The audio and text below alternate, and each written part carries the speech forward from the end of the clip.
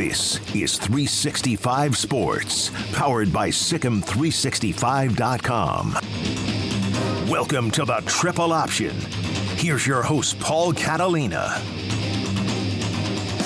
Welcome into the Triple Option. Paul Catalina, Steven Simcox from an undisclosed location today, as he has to get on the road as soon as the show's over. And I was told, Steven, by our friend Chris Allman, that you had a very unique fan experience watching TCU in West Virginia this week.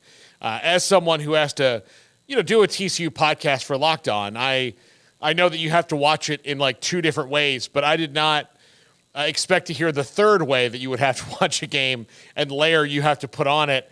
So we're going to talk about that in a second, because in our first segment, we're going to talk about what's up with TCU and like why, they've only lost two games. I mean, they lost two games, so they've only lost them by a combined 6 points. So it's not like the ship is sinking, but the close games are not what they were. But first off, Steven, how you doing today? I'm good, Paul. I always feel like when I'm on a Zoom call, it's like a Futurama episode. And so I feel like those, like the head of a person from the past that's just kind of here on the show with you. But thanks for doing this. And yeah, it's always fun to talk college football with you.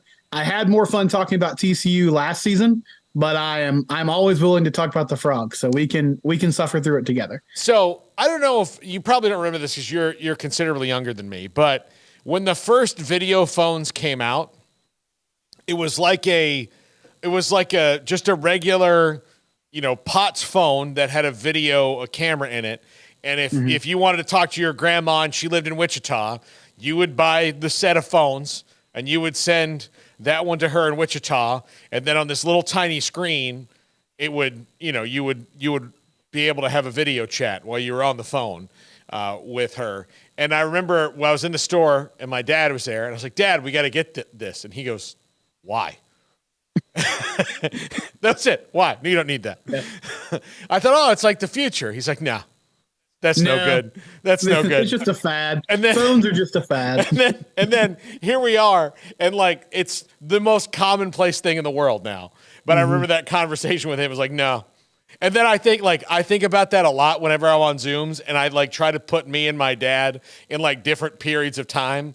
Like, Dad, have you seen the cotton gin? Never gonna take off. Like you're just it's never gonna take off. People aren't gonna want that. And I remember even in like the start of the pandemic, I wasn't real familiar with Zoom at that time. I knew what it was, but I'd never used it. And then all of a sudden it was like, oh, here's this thing that we can all use. And now, of course, like Microsoft Teams has their own deal and everybody has different video conference tools. But yeah, it's strange how even though the technology's been around for a while now, even the last 3 years, it's become so much more popular because of the world we live in. Yeah, no, it's like if somebody asks you can hop on a Zoom, it's either like, oh, that's fine, or you like roll your eyes like, oh, this is going to last forever.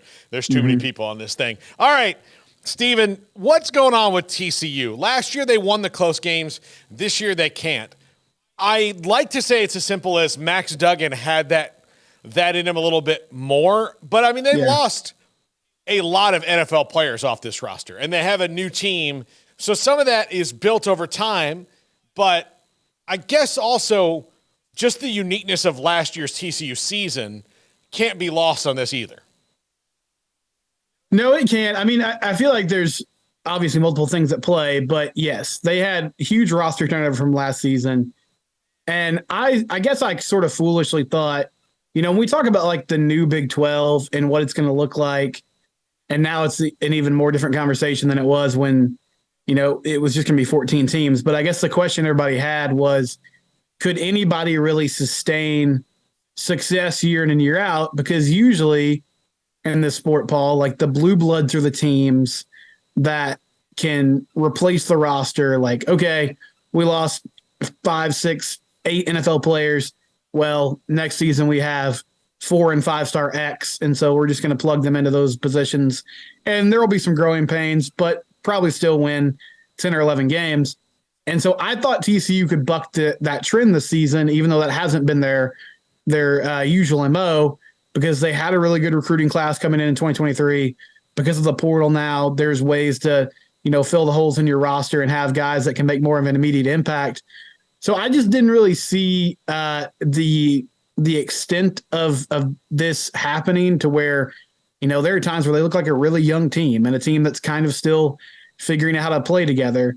And as you said, last season, they won all the close games. They found ways to make things happen down the stretch and survive, when they played poorly. And so you get in a dogfight with West Virginia, which West Virginia's defense is really good. And in the second half, they adjusted and made that a rock fight, and TCU just couldn't find a way to respond. And so they're trying to overcome that. I stupidly said on Garrett and Jack's show before the year that I thought this group actually might be a little more talented than last year's team. I didn't know if they were going to win the same amount of games. I guess I got half that right, because obviously they're not going to win the same amount of games as they did last year. And then the other part of this that I think is fascinating, defensively, they've kind of bounced back after the Colorado game. I don't really know. I mean, the offense turned over a lot of talent. I have not been super impressed with Kendall Briles so far. Like the stats would tell you, if you just look at the numbers, you're like, okay, they scored 42 against Colorado. They scored 36 against Houston, 34 against SMU. But they're really struggling in the red zone. They're really struggling in short yardage. And there's reasons for that. Like their offensive line is not nearly as good as it was last year. Losing Kendre Miller was a big deal. Losing Max as somebody who could just run people over on 3rd and 2 or 4th and 1 is a big factor also. But I don't know what the identity of this offense is, Paul, besides the fact that they just like to go really fast, which if it's working, that's great. But if it's not, then you're sort of just leaving your defense out to dry. And they got in a situation in the third quarter of that game, especially, where they kept going 3 and out in like 30 seconds. And then they're backed up, so they punt, and West Virginia would get the ball back like in plus territory or near midfield. And that's just not a way to have success. So they're going to have to find a way to figure that out, because they're going to face better defenses down the stretch, like Texas and Oklahoma, K-State. And if they put up an effort like that against those teams, then it could get really ugly. Yeah, I always kind of felt the Briles offense, for all of its successes, was the Ricky Bobby offense. Like, I want to go fast, Yeah. First or last, baby. It ain't first or last. Yeah, exactly. That's how it felt, because there were times, and there are times, where going fast does not benefit you. Mm-hmm. And when they lost games to good teams, that's usually what happened. Was they needed to slow it down for a minute, and they couldn't.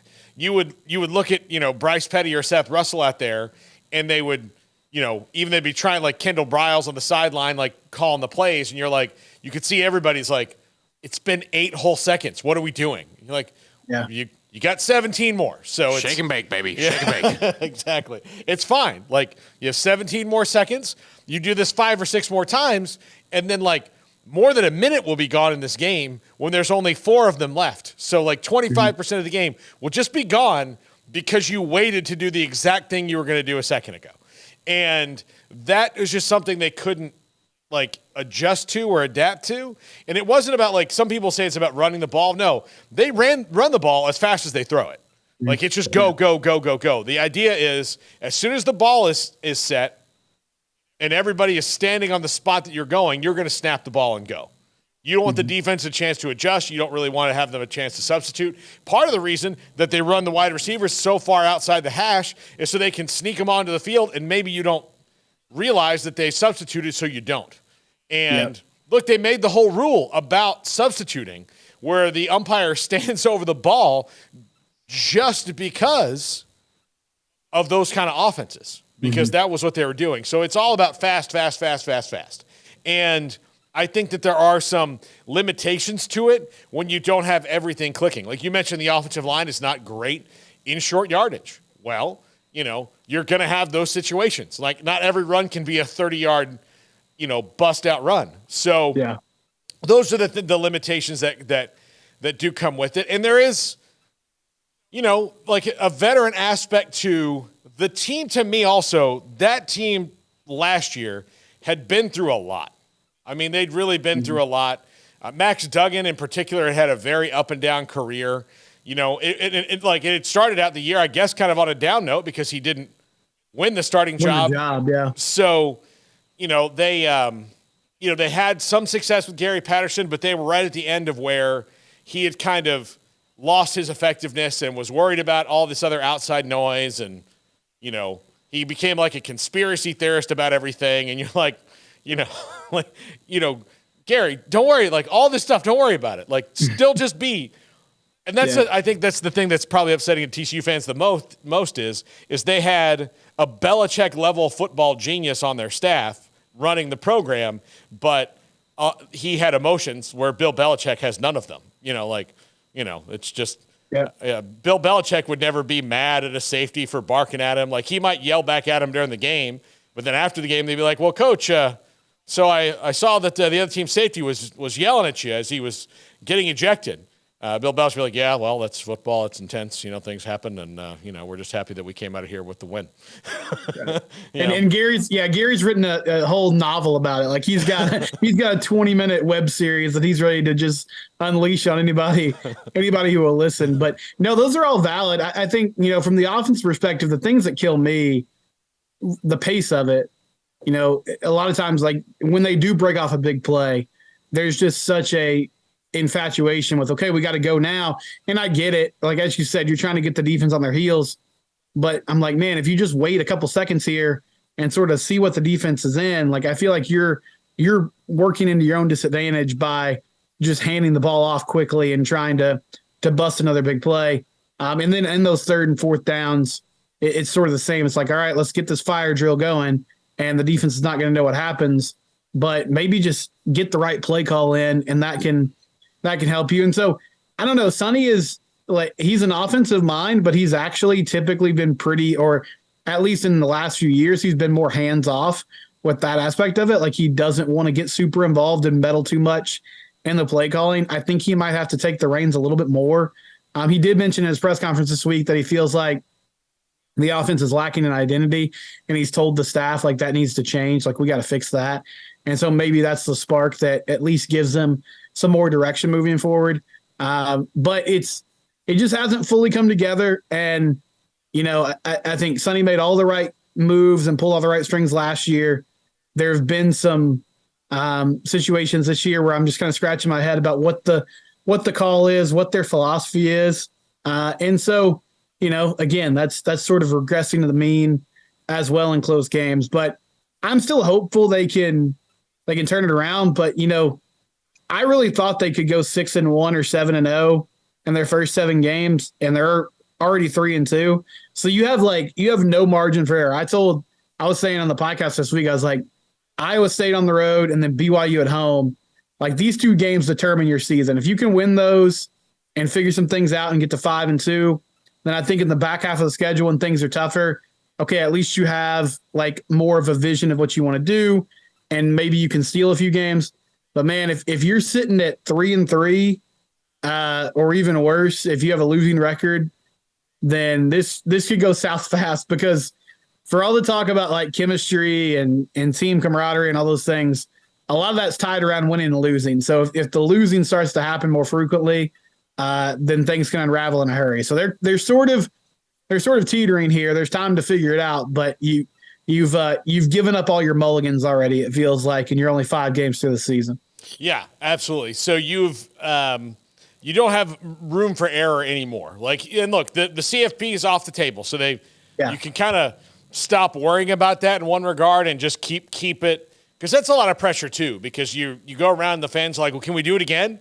Can we do it again? And Georgia's not as good now. Like, Georgia's maybe not as good. They don't have all those guys. Maybe if we played them again, it wouldn't be 65-7. Like all these things you have to answer. It'd be like 45-14 or something like that. Yeah. So all of those things that go on. So it's different. I do think about this. So Garrett Riley goes to Clemson to fix their offense, which I would say that the problems that they've had are not Garrett Riley's fault. It's not scheme problems. They don't have at Clemson what TCU had a year ago. Dabo Swinney would change religions for Quentin Johnston. So, I mean, let's face it. So he would kill for Quentin Johnston right now. Mm-hmm. He doesn't have that guy on the roster that Garrett Riley had. Now, their play calling is, in my opinion, a lot better than it was. But they don't have the horses that they've had in the past. Like if you gave Garrett Riley, Trevor Lawrence, and Etienne and T. Higgins, that team would average 81 points a game. I mean, that's just how it would be. And then Kendall Briles, who's well thought of, comes over to TCU to take over, but he's taking over a completely new team. And it is a very different – it's not a very different system, but there are – just watching last year to this year, there are stark differences in it. And you can tell that right now. No, you definitely can. And, I mean, Quentin Johnston, well – I think you could make an argument for all these guys. They really miss Steve Avila in the middle at the guard position, who's with the Rams now. But even in games where Quentin wasn't making huge plays all the time, just the gravity of the fact that every defense coordinator was like, we have to stop this guy every single week. It opened up opportunities for other players. And they really haven't, this is the other kind of head scratching thing about the offense. When it relates to Kendall, they haven't had much of a vertical passing game yet. I mean, they haven't been able to connect on those. They haven't taken a lot of deep shots. That was what he was so known for at Baylor. I know he's kind of evolved and adjusted from that period of time as well, but they weren't always super efficient last season. They always had that club in the bag, though, or they could go to Quentin or they could go to Darius Davis or someone down the field and make a big play. And they haven't found that player yet. So Dalen Wright's a good wideout. He came over from Minnesota, and he's finally healthy. I think he might become that guy, but he's not Quentin Johnston. And you miss that first-round type talent on the outside that, when he was healthy, he was incredible. And even when he wasn't and he was kind of banged up, the gravity of the defense always shifted to him. And so it made everybody's job in life easier. And so they kind of tried to sell it in the offseason, like, well, we might be deeper at wide receiver this year, and we got like 6 or 7 guys that could be the number one. And I think it's really turned out to be more like we got 6 or 7 guys that are good and that we like, but nobody's really emerged as the go-to guy or the alpha in the room, and they're missing that piece of the offense, and it's hurt kind of every aspect of it, all 3 levels so far this season. So those are questions that they got to, go to the drawing board with. And I mean, hey, maybe this is just life for TCU. It's going to take some time to get to a place where they can follow up an amazing year with a really good one. Because I thought it could be this season, but right now it's not looking, like the team that I thought would be out there on the field week in and week out. So, Steven, how did you have to watch this West Virginia game this week? Yeah, so my wife Kristen, we were down there with her family, and we were doing the thing. Our national broadcast. That's our national alert. I meant to turn off my phone before we got on here. No, it was everybody's in this room. So yeah, it was all America. I think. Yeah. I think that was supposed to be not mine. Yeah. Oh, not Jack's. I'm off the grid. Yeah. There you go. That's why Jack's the producer, because he's just. Look who's a little smarmy guy over there. There you go, Jack. It just went off. Late. Yeah, we off the grid. Steve and I have already defeated the aliens, and you were eaten up by them. So there you go. That's right. The microchip's already in my body, Jack. It's been there for 10 whole seconds. So good luck figuring. I'm way ahead of you now. The government's already downloaded my information. What was the question, Paul? How did you have to watch the game? I heard this was fun. Not for you, but. Yeah, I was with my wife, Kristen, and her family. And, Paul, I don't know if you've experienced this. So people that don't care about sports, they think it's really funny that for people like us that care about sports and that take these things seriously and have emotions. And so when you watch a Florida State game, do you typically watch it by yourself or just with your wife, or how do you usually do that if you watch it? Well, here's the thing, and this is one of the reasons I married her. I watch it with just her. If there are like the guy that I stayed with, Ryan, Jack met him. Ryan and Dave and I were at FSU together. I would happily watch the game with them because we are the same. Like, that's like, it would be the same. Happily watch the game with them.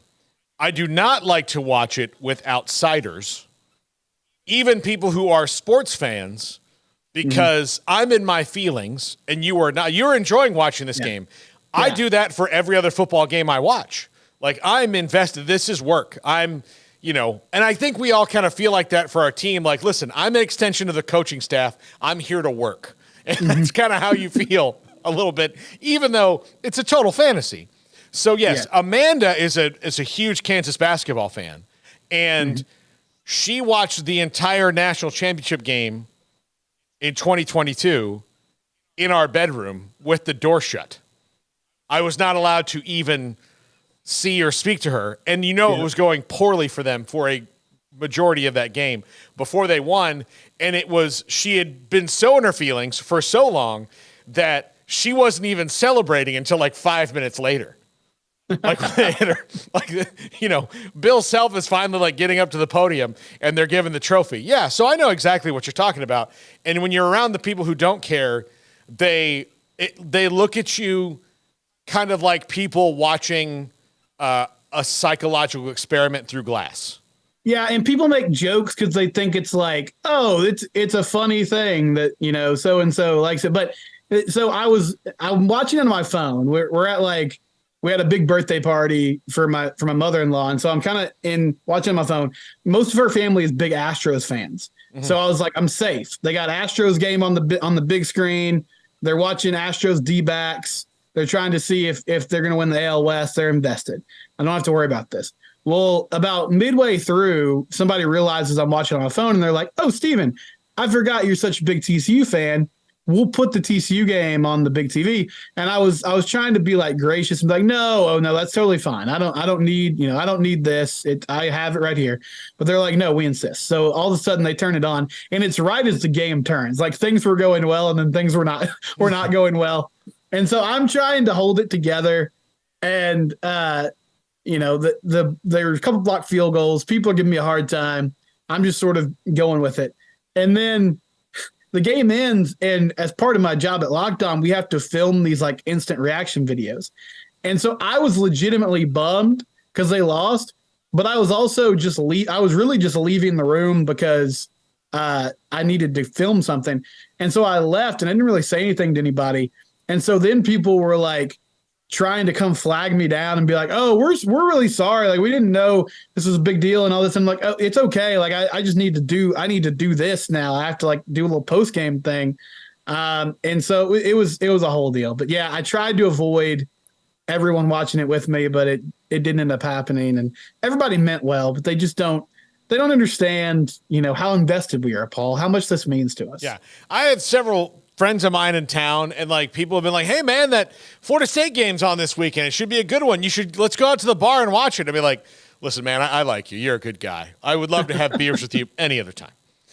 But you're not me. Like, you're not in it. Like, I just." And then part I'm trying to tell them, like, listen, I'm embarrassed about what I might say in the moment, and I'm not that intense, but I do like to like slam my hand down on my recliner occasionally, or like I do like to, explode with emotion when big things happen, and maybe say some things that I don't mean, but I'm feeling in the moment to the opposing coach, who I may or may not have respect for. And I'll just rewind to last week when FSU broke a 7-year losing streak to Clemson.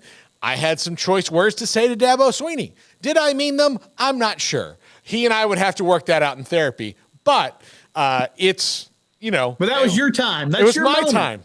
Yeah. It was my time. It was my moment. As a matter of fact, I thought about the time that Q and I went to the Cotton Bowl when they beat Notre Dame, and I've got this great picture on my phone of Dabo celebrating, and I thought of that and be like, "Yeah, you're not so happy now, are you?" But anyway, but yeah, no, I get it, Steven. I get it. There are people who are like us and people who are not. And the thing is, the people who are not, you can't make them like us. So you just have to try to exist in the realm.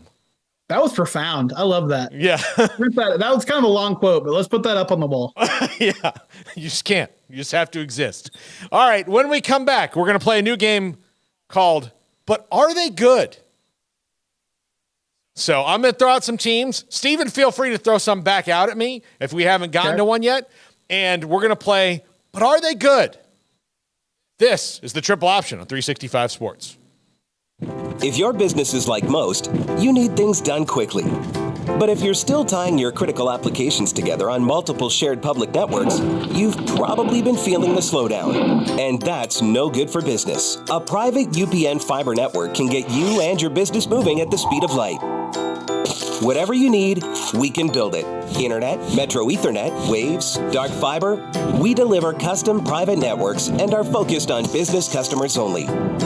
Our next generation 100% fiber optic infrastructure offers you low latency and ultra scalable bandwidth with speeds up to 100 gigabit to run your critical applications. Your connection won't be limiting your performance anymore. It's diverse and scalable, so it can grow and change as your business grows and changes. And with a secure carrier-grade private network, you'll have all the reliability you need. Contact UPN today to learn more. Fast just got faster. This is 365 Sports, powered by Sikkim365.com. Welcome to the Triple Option. Here's your host, Paul Catalina. Steven Simcox, Locked on Horned Frogs, with us now. And Steven, it's time to play the Triple Option's newest game show. But are they good? America's fastest growing game show. Yeah, I think the next time we do this, I need to get some music that sounds game showy. Mm-hmm.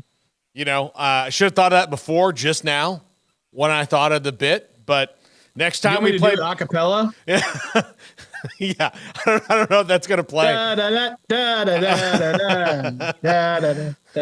All right, let's start at the bottom, Stephen, of the top 25. Louisville is 5-0. They have wins over Georgia Tech, some school with the Murray State. Sorry, I didn't know who Murr was. They also have a win over Frankincense. That's a Three Wiseman joke. No, no. Indiana, BC, NC State. They played Notre Dame this week. They're 5-0. But are they good? What do you think, Stephen? No, I was not super impressed with Louisville. You know, the times I've seen them, I think they're making it work. You know, they're kind of a program in flux. Jeff Brom's there now, which is a guy they've had targeted for a long time. They finally found a way to get him back home.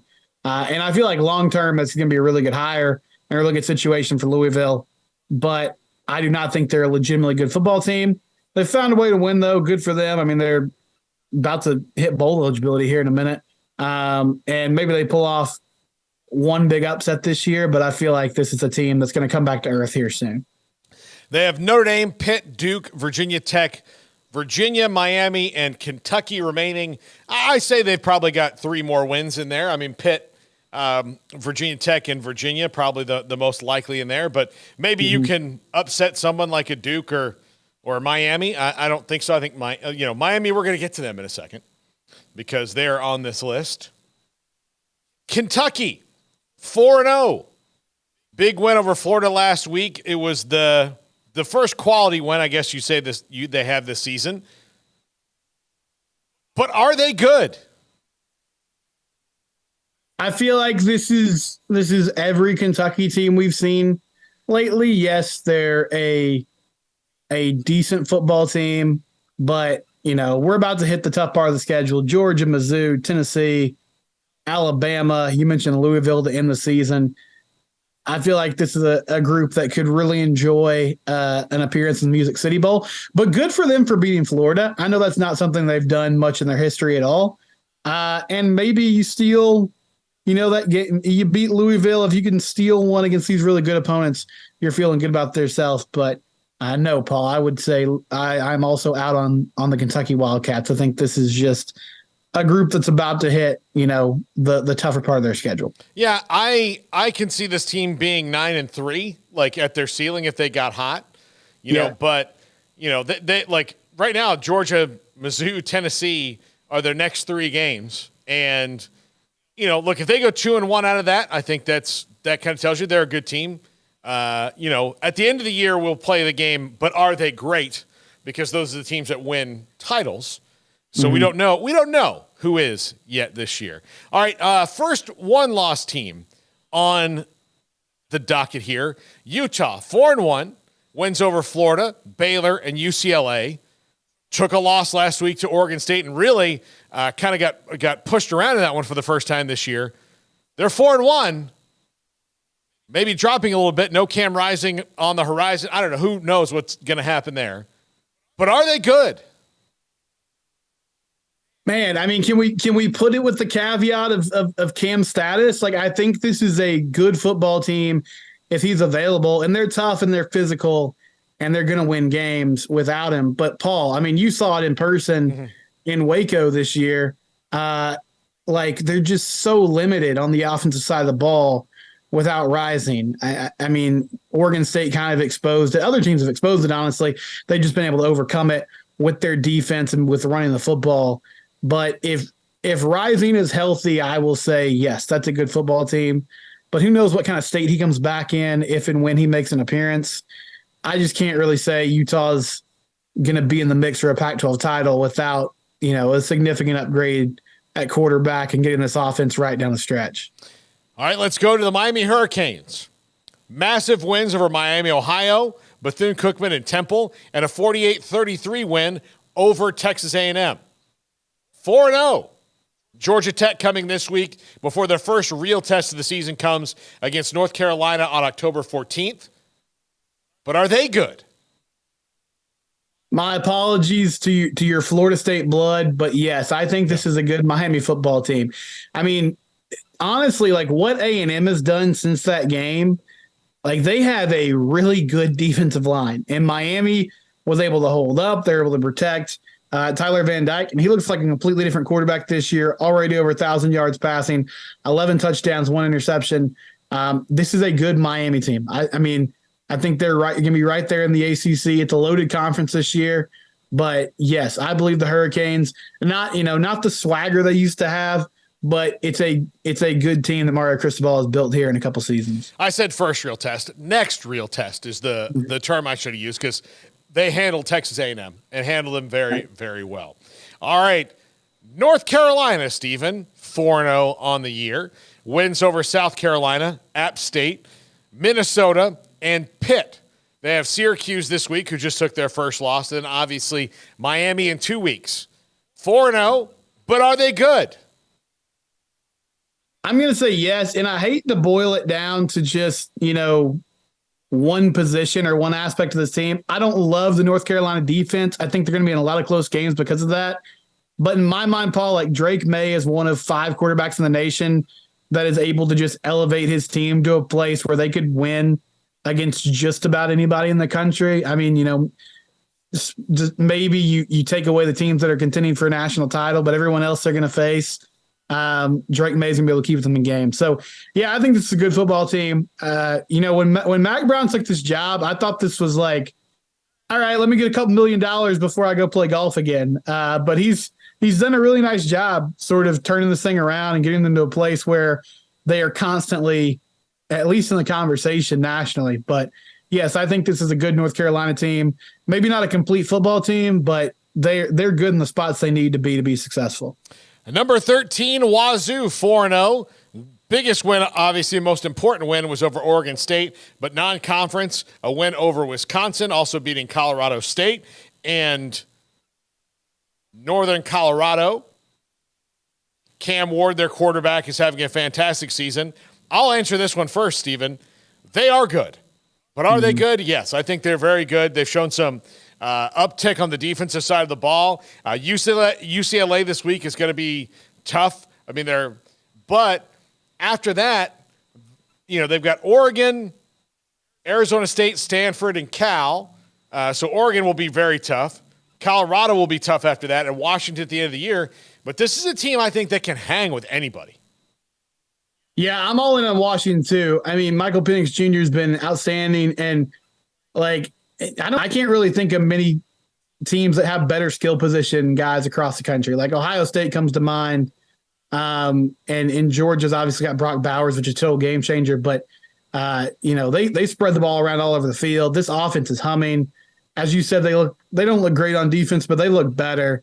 I think this team is really formidable, and it's a great. The Pac-12 is a great league. Like there's good football teams on the West Coast with Oregon and USC, and Colorado's got a lot of attention around them as well. But yeah, I'm all in on the Huskies. I feel like this is a team that has a chance to be the dark horse there because they're just super talented. All right, let's go back to the team I started talking about, Wazoo, Washington State. How are they good? Yeah, I think so. I mean, I kind of have a soft spot for them because of the year that they're going through. Mm-hmm. But I think Washington State's a good football team. Wisconsin is not nearly as good as they've typically been. They're sort of in transition, but still, like they handled the Badgers really well. I know that was a home game, but it was never, the score was never really super close, or you never felt like Wazoo was out of control in that game. I like Washington State. I like Oregon State. I'm pulling for those programs. I think the Cougars are a good football team. Again, it's tough because Pac-12 is so good, but I think that's a good football team. They might end up being like 9-3, and in another league, maybe they end up, 10-1 or 10-2 or something like that. But I think Washington State's in a really good spot. All right, Oklahoma. We'll do Oklahoma and Texas together since they're playing each other. Oklahoma has just started to maybe peak on offense a little bit and bring their head out of the sand. Texas has looked good in every single game. So Red River rivalry or shootout, however you want to say it. But are they good? Texas is legitimately good, as much as it pains me to say it. And honestly, Paul, I don't even think this offense has really reached their full potential. And maybe it ends up being better. Or maybe this is the first team in a while where you don't feel like you have to just have an elite quarterback. Like I think Quinn has been better. I think he's been good. And he's got the arm talent, but they're not just necessarily lighting up the scoreboard every week. However, Jonathan Brooks has been fantastic running the football. He broke 200 yards against Kansas. And that defense is just going to travel. I mean, they're just going to play hard. They're big. They're physical. I want to see what OU does this week. I know it's always a rivalry game, and typically it's close, with the exception of last season. But I really like what Brett Venables has done with his defense. I was skeptical that he could turn it around this quickly. That's a nasty unit, though. And as you said, offense seems to be hitting their stride. I'm not a huge believer in Dylan Gabriel, but I think they can function well enough and play complementary football to win a lot of games. But in my mind, Texas is the big dog at the moment. So if you go punch them in the mouth and win, or if that's just a really close competitive football game, then I feel really good about Oklahoma moving forward. All right, Steven, do you have any team? Do you want to switch it up and see if you can host, but are they good? All right, we talked about their Maverick brethren earlier, but Oregon State, you talked earlier about them coming off that win against Utah on a Friday night.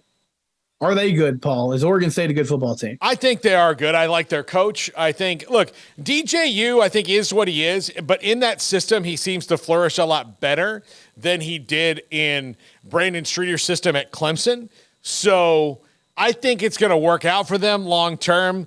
I'm very curious to see how they do against UCLA in 2 weeks, how they hang with Colorado, because Oregon State's not going to maybe move up and down the field like Colorado will, but I do think that they can hang with them. I think that'll be a really interesting game, and they're certainly a tougher team than Colorado is right now as far as being physical up front. So, yeah, I'm going to say they are good, but they might wind up 8-4 just because the schedule is really tough, considering the last two for them are Washington and at Oregon. And although that Oregon game Thanksgiving week is really going to be – or Thanksgiving Friday, really going to be interesting because there's going to be a lot of emotion in that one, for sure. Mm-hmm.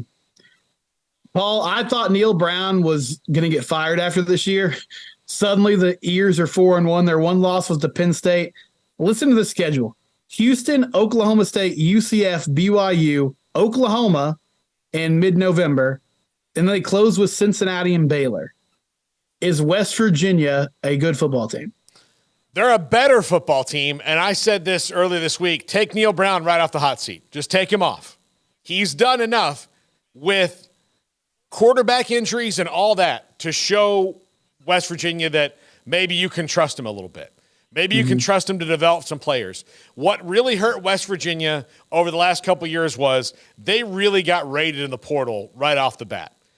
When NIL hit, they just got raided in the portal because they were not ready for it. And now it appears, especially what they're doing on the basketball side, and they'll swing like what they did with JT Daniels, which obviously was not worth it at all for them.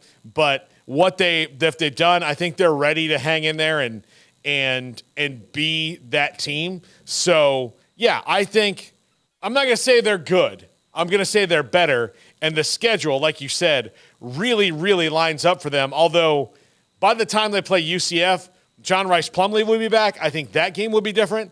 BYU will be a tough one for them, but I think they've got a ton of winnable games there. A ton of very winnable games. If TCU is a winnable game for them, given what TCU has compared to that they have on offense, then all the rest of those are winnable games. All right, last one. You and I both, we took our shots at Lane Kiffin and Ole Miss after that Alabama game. Rightly so. Felt like they had a chance to make a huge statement. They didn't do it. Do you feel differently about Ole Miss after that upset of LSU? My apologies to Garrett Ross for bringing that up. I don't feel so much differently about Ole Miss as I am more disappointed in that they did not rise to the moment against Alabama. I know that LSU's defense is struggling and it's not good.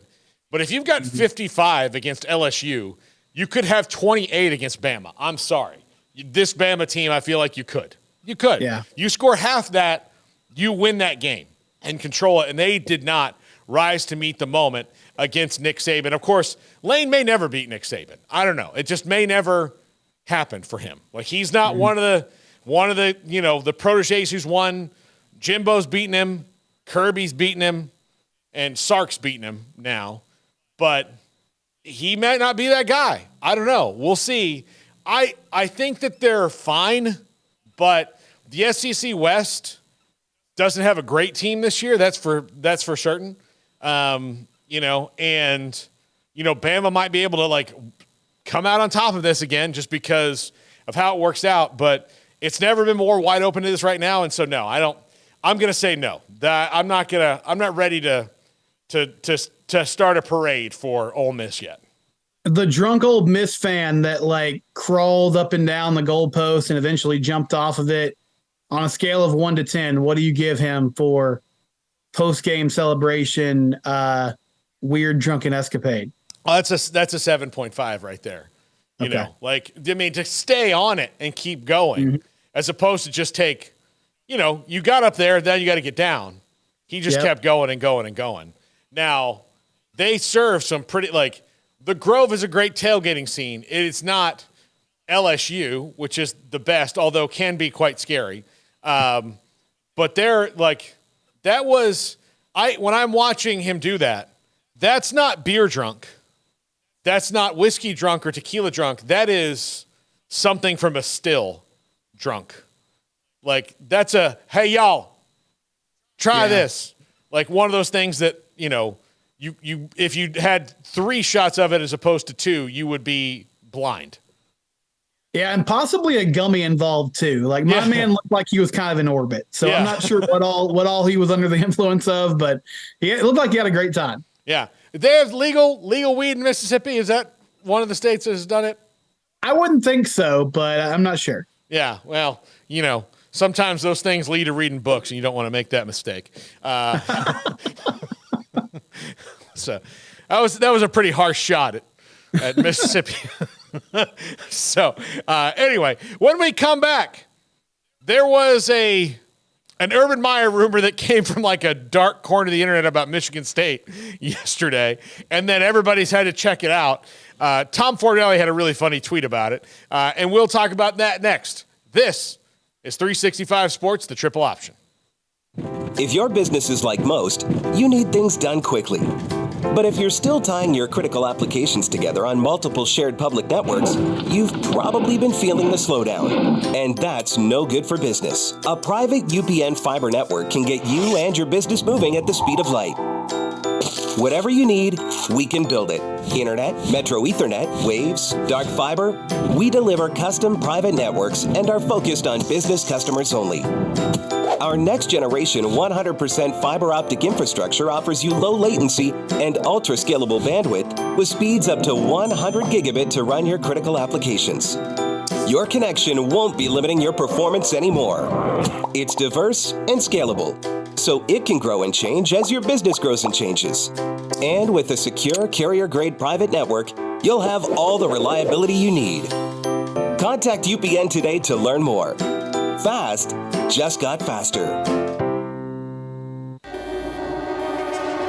This is 365 Sports, powered by Sikkim365.com.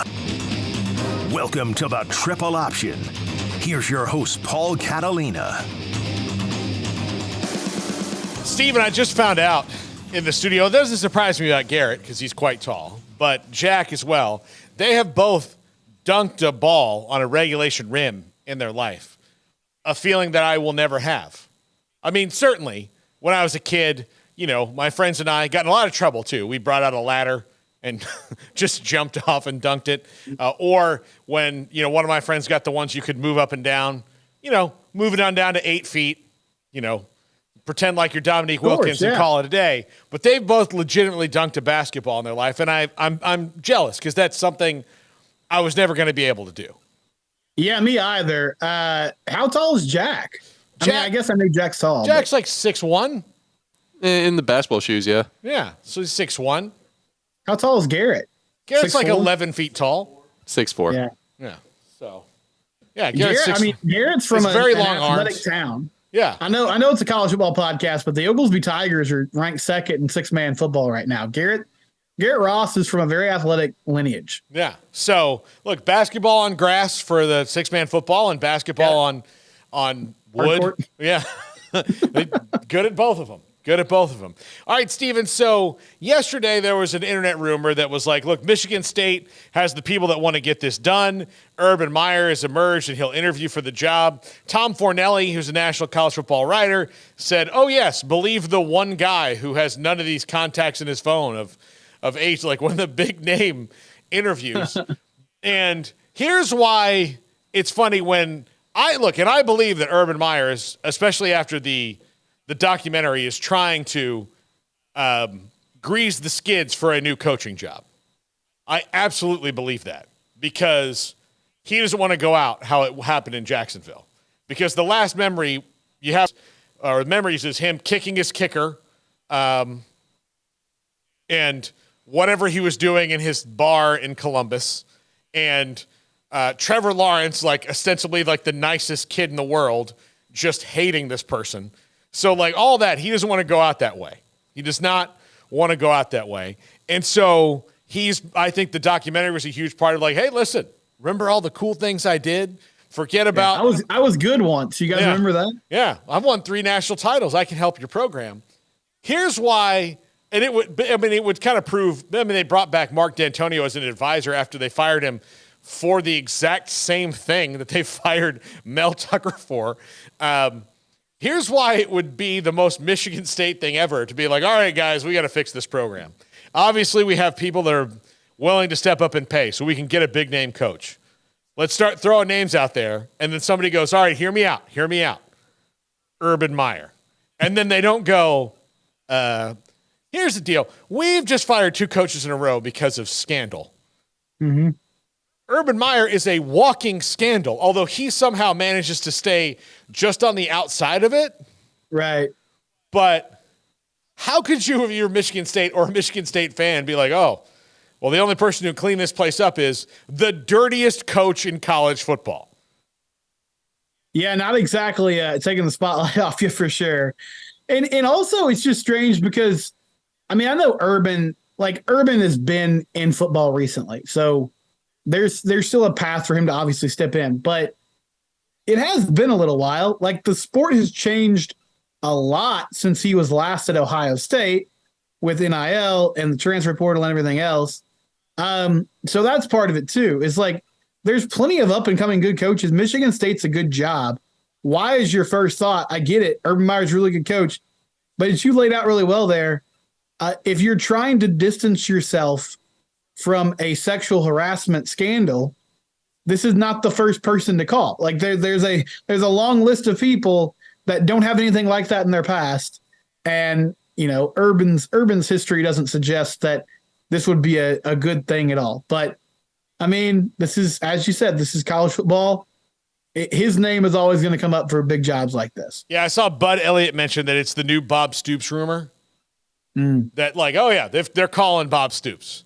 FSU was good. Bob Stoops, that's who they were going to call.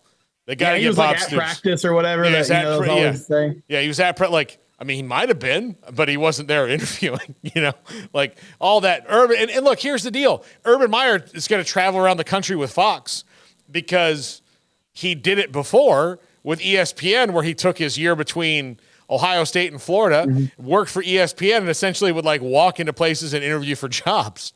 So, not necessarily, but throw it out there hey, I certainly enjoy the campus here at so-and-so university. I would love to coach it one time. Yeah. Just saying. This is a lovely campus. You have wonderful people in charge who I hear have deep pockets. I would like to meet those people and shake their hand just as a common courtesy that you do when we are at all these places on a Wednesday. That's what he was doing. And I he's going to pop up for Michigan State, and then there's going to be some schools that get desperate, right? And then they're going to say, I don't care about any of the other stuff. Let's just go hire Urban Meyer because we know he's going to win. Which, look, if you do hire Urban Meyer, he is going to win because there is no line he will not cross. So, well, and let me ask you this. I know this is a different situation because it seems like it's just one person being like, hey, I'll report this and I'll get some clicks. But is this Urban, is this Urban's team being like, hey, maybe we'd like this? And then when somebody asks him directly about it, he's like, oh no, I would never consider it. Is this just Urban making himself available? Because like you said, when he was at ESPN, he would do that. And Mike Gundy kind of did this. Mike was just a guy that was like, yeah, I'd like to take a private flight somewhere and maybe eat a nice dinner and talk to somebody about a potential job. I don't really want to leave Stillwater, but if you're going to put me in a jet, that seems like an experience I'd like to have. So I'll take a cross country flight and have dinner with a few people. Do you feel like Urban is driving the so-called rumors and interests that are happening? He might have not done this one, but now that it's out there, it would not surprise me to see him what could happen, because Michigan State would be crazy. Larry Nassar University would be crazy to hire Urban Meyer. Would be crazy to do it because you cannot justify away everything. Well, that was my assistant coach doing that. It wasn't me. Well, that was the players. It wasn't me.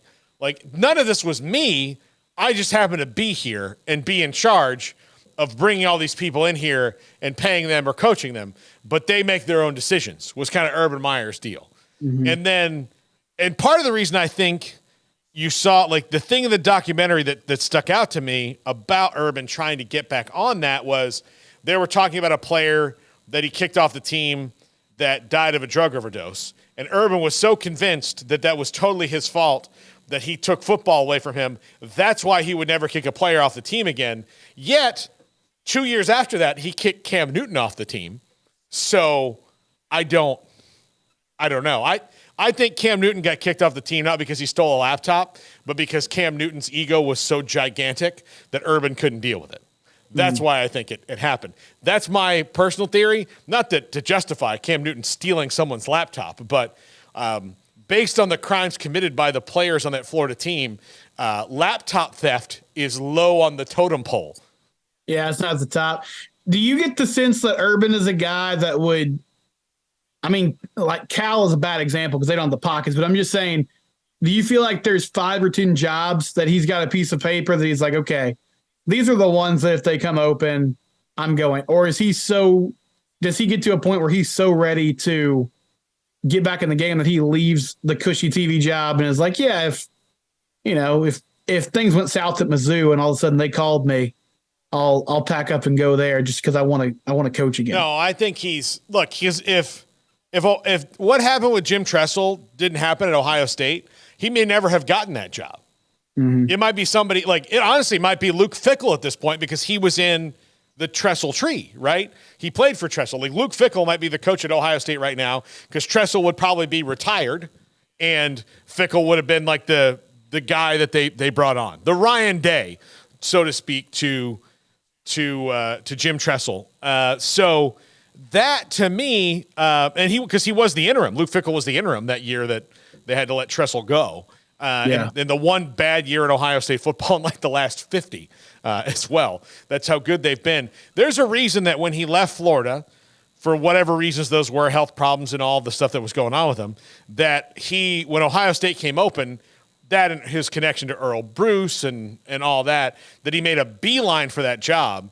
Like he's going to pick, like it would have to be a Notre Dame, Florida again. I don't think that's outside the realm of possibility. It's got to be a team that has the resources for him to compete at the level he wants to compete at, that he doesn't have to convince to do it. So it wouldn't be a Mizzou where he'd have to go in there and build them up because he's not going to stay anywhere very long anymore.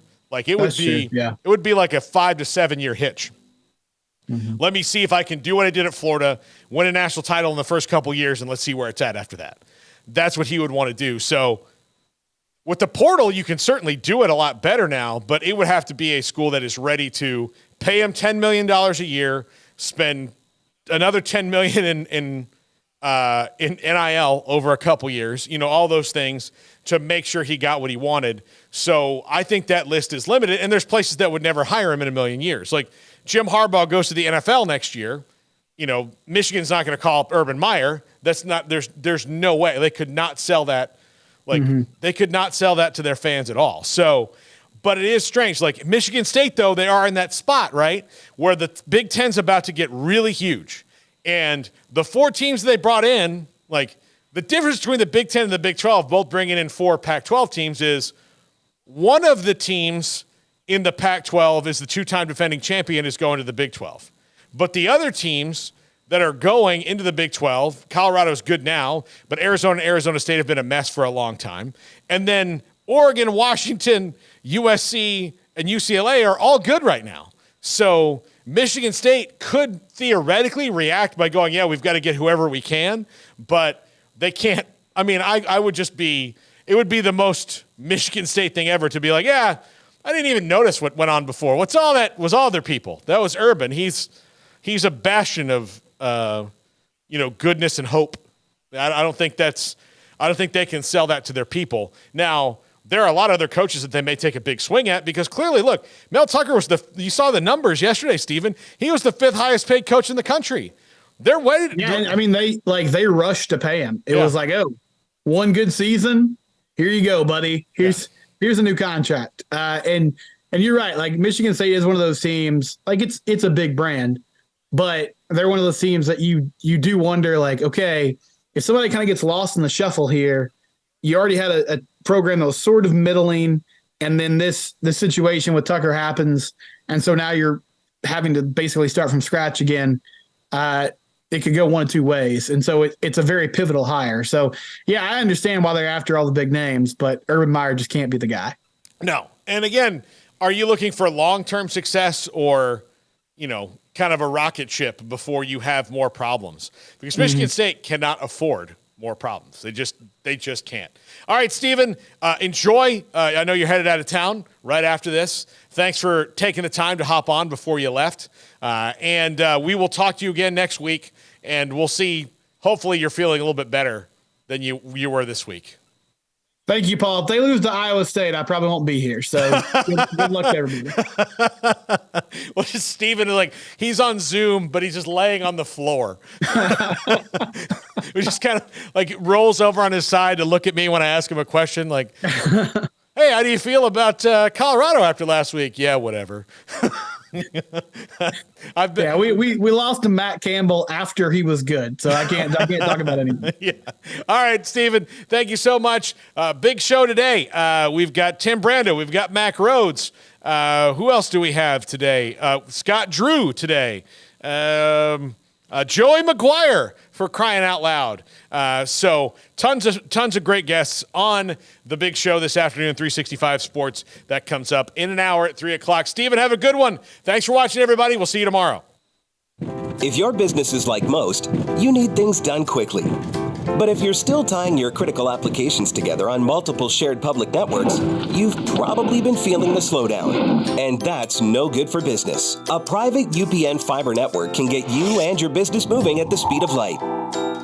Whatever you need, we can build it. Internet, Metro Ethernet, Waves, dark fiber. We deliver custom private networks and are focused on business customers only. Our next generation 100% fiber optic infrastructure offers you low latency and ultra scalable bandwidth with speeds up to 100 gigabit to run your critical applications. Your connection won't be limiting your performance anymore. It's diverse and scalable, so it can grow and change as your business grows and changes. And with a secure carrier-grade private network, you'll have all the reliability you need. Contact UPN today to learn more. Fast just got faster.